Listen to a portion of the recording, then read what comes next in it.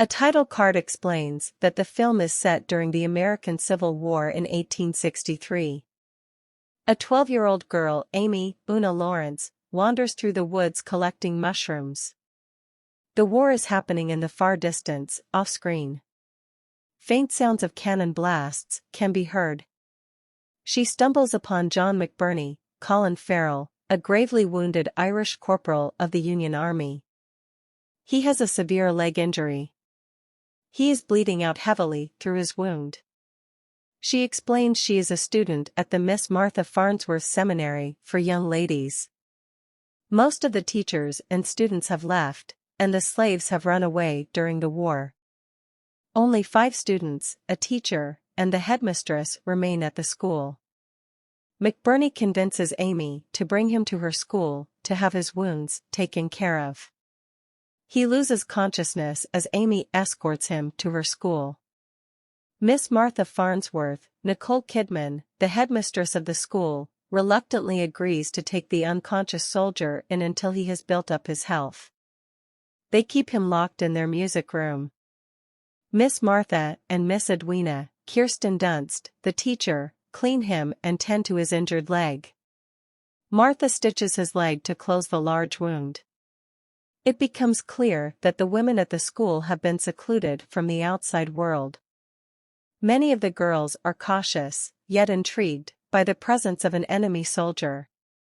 Alicia, Elle Fanning, a teenage student, develops an immediate attraction to McBurney. Some of the younger girls want him to be handed over to the Confederate Army. They struggle with the decision of whether to tie a blue rag on their gate to alert the Confederacy of a Union soldier in their presence. Martha decides that they will allow his leg to heal before they decide what they will do with him. Soon afterward, Confederate soldiers arrive at the school. Martha does not tell them that a Union soldier is on the premises. Even though McBurney is from the enemy group, each member of the household eventually grows fond of his presence. As he begins to heal, he does yard work for the women to win over their favor. Amy maintains a friendly and genial relationship with McBurney. The other young students, Angourie Rice, Emma Howard, and Addison Reek, also fight for his attention and praise. McBurney charms Martha as she holds all the power in their household. Martha reciprocates some of the attention.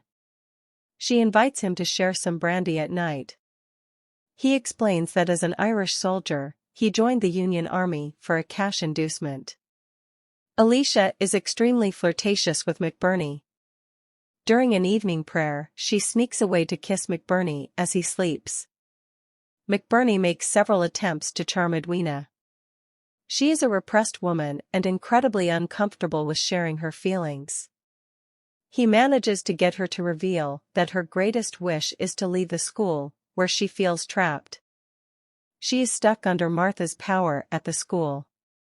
As he heals, Martha tells McBurney that he should leave their school as soon as he is well enough to do so.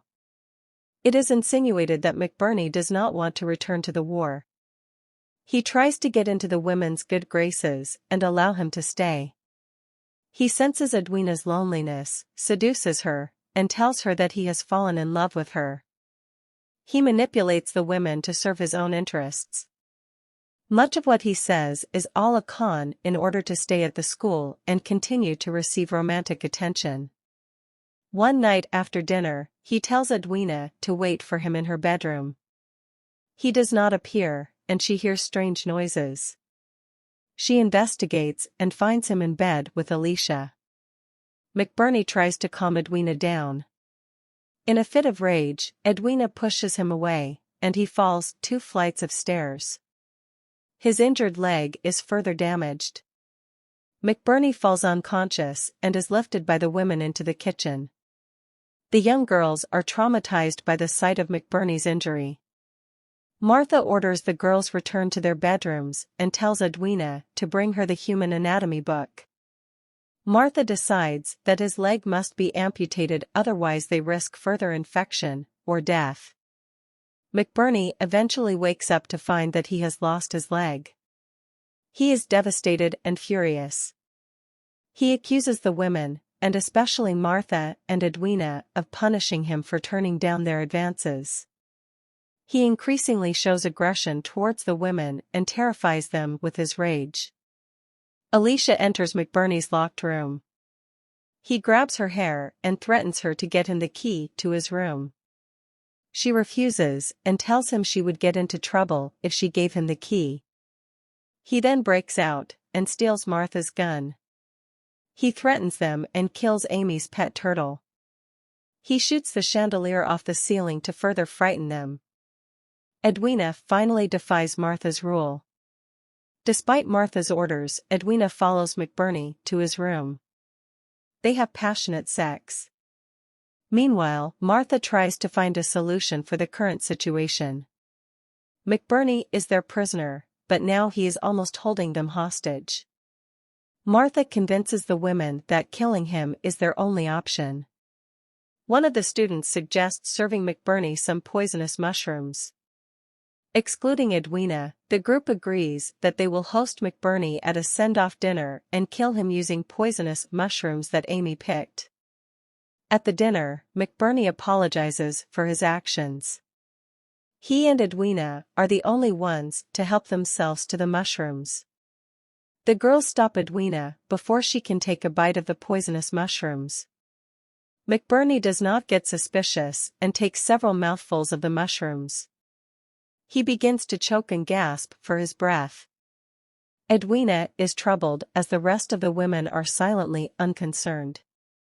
He falls to the floor and dies within seconds. The young girls sew McBurney's body into a shroud. Edwina looks on and is visibly devastated. The women drag his body to the road to let him be fetched by the next soldiers who come by. They finally tie a blue rag to the gate.